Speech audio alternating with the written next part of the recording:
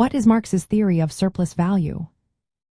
Imagine a world where workers create incredible products, yet most of the wealth they generate ends up in the pockets of the owners.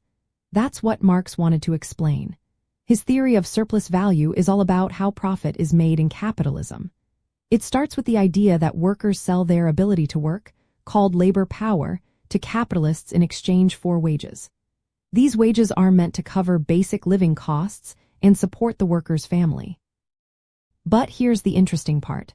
During work, workers produce value that's actually worth more than their wages. This extra value is what Marx called surplus value. It's the reason why capitalists make money. The key is the difference between labor power and actual labor. Labor power is a commodity workers sell, but when they work, they do more than just reproduce their wages. They create additional value that the capitalist keeps as profit. Think of it like this. If a worker is paid $20 a day, but the work they do creates $50 worth of goods, the $30 difference is surplus value. Marx described this process with a simple formula.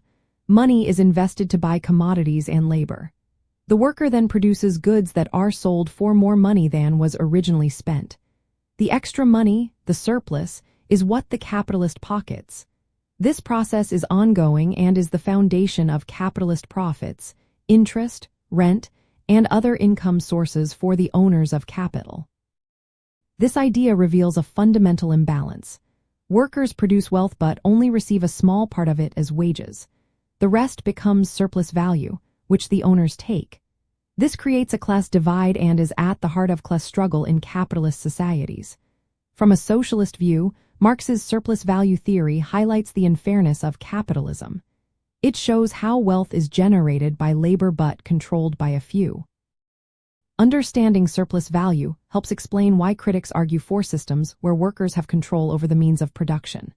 They believe that eliminating surplus value extraction would lead to fairer wealth distribution.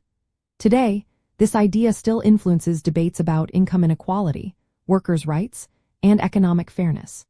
It's a way to see how capitalism's profit system depends on unpaid or underpaid labor, and why many see it as inherently exploitative.